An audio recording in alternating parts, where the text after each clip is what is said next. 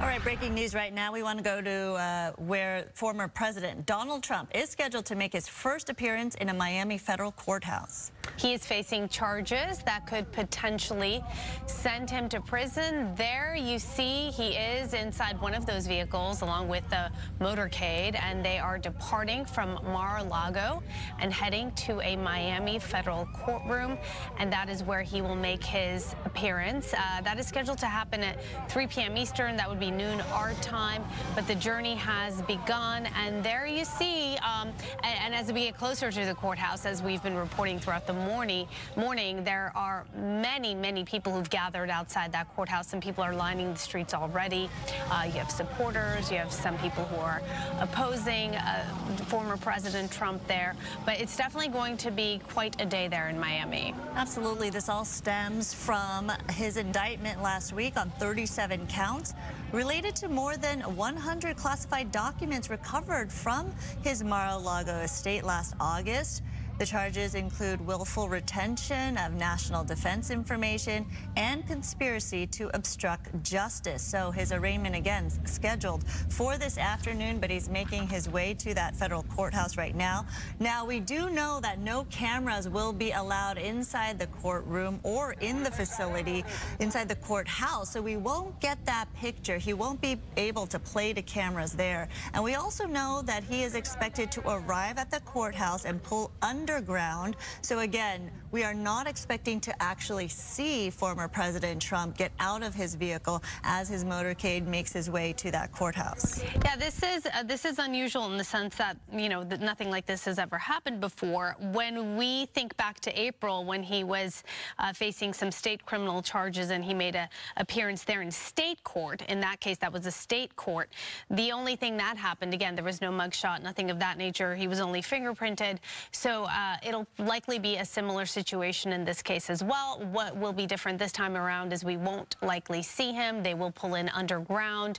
A ton of security is surrounding this federal courthouse, as you know, and he'll likely just go in and come out. Reporters are not allowed to take even their phones into the courtroom. That is what the latest ruling was from the judge. And again, as Sandra said, no cameras allowed in the courtroom. But really, this is historic. The first U.S. president to face criminal charges, expected to be taken into custody, placed under arrest before he's arraigned ahead of that court hearing at noon our time, 3 o'clock Miami time. And he is expected to plead not guilty to these charges. You can see quite a spectacle right here, because there is a full stop on that highway in Florida right now as the motorcade is expected to make way. Right there you see the lead patrol officer on motor vehicles right there, and then you'll see the motorcade entering the highway, but again, a full freeway closure for all of those vehicles, just waiting for this motorcade to pass as the former president makes his way from Mar-a-Lago to the federal courthouse in Miami. Now, we do know that Trump was spending the night at the Trump National Doral, Miami, after arriving from New Jersey yesterday, all in anticipation for this arraignment this afternoon. There you see it, the multi-vehicle motorcade making its way onto the highway right there as Donald Trump makes his way to the courthouse. And what's also interesting is this judge that he will be appearing in front of. This is a judge which was appointed by the former president back in 2020. So, you know, a lot of questions. How does this play out, right? If this is a judge that he appointed, is there a conflict of interest? The truth is, we've never really found ourselves in this type of a situation before. So we're kind of figuring it out and learning as this happens, as this unfolds, because again, this is quite historic. This judge being Judge Aline Canyon. She was assigned to the criminal case, and she's supposed to be overseeing this case. The preliminary hearing is supposed to happen in front of the Judge Cannon, and thus far it looks like that is going to occur.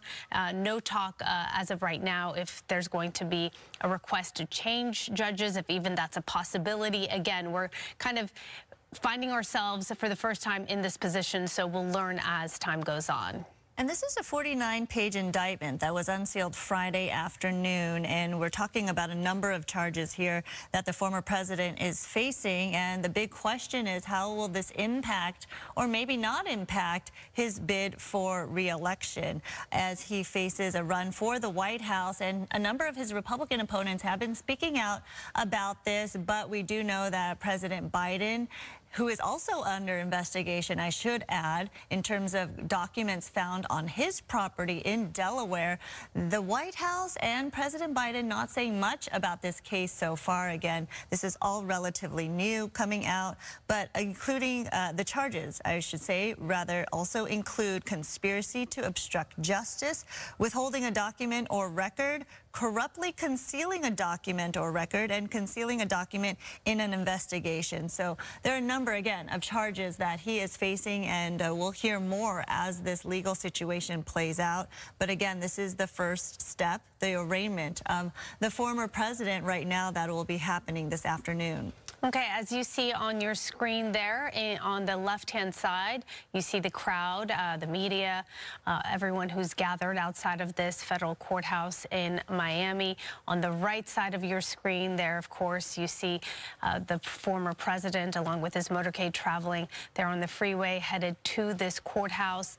As far as people making comparisons to President Biden and Mike Pence and how they had some classified documents and what happened there.